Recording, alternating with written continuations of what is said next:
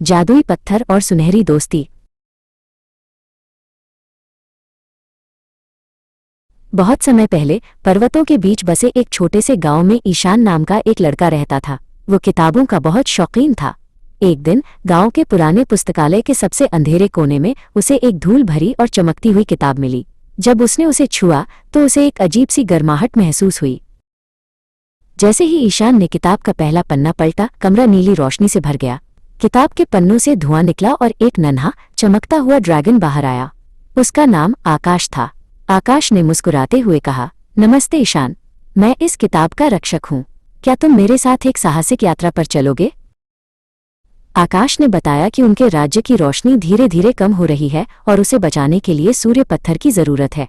ईशान थोड़ा डरा हुआ था, लेकिन उसने अपने नए दोस्त की मदद करने का फैसला किया। दोनों ने एक पुराना नक्शा मेज पर फैलाया और अपनी यात्रा की योजना बनाने लगे। उनकी यात्रा उन्हें सितारों की नदी के पास ले गई।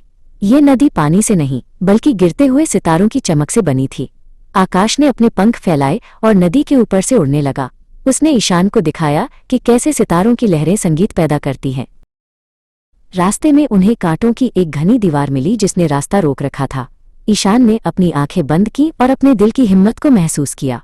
उसके हाथों से एक गर्म नारंगी रोशनी निकली जिसने कांटों को धीरे से एक तरफ हटा दिया। अंत में वे प्रकाश की गुफा के मुहाने पर पहुंचे।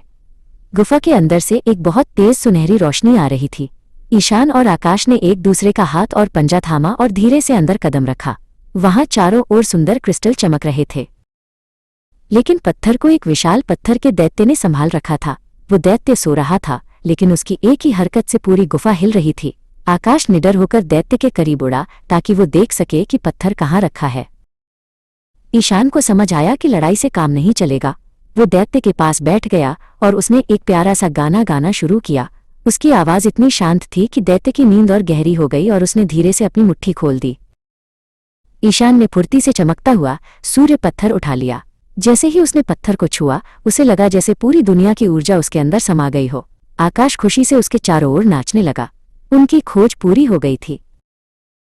जब वे वापस अपने गांव लौटे तो सूरज की रोशनी पहले से भी ज्यादा तेज हो गई थी। ईशान अब सिर्फ एक साधारण लड़का नहीं था, वो एक हीरो बन चुका था।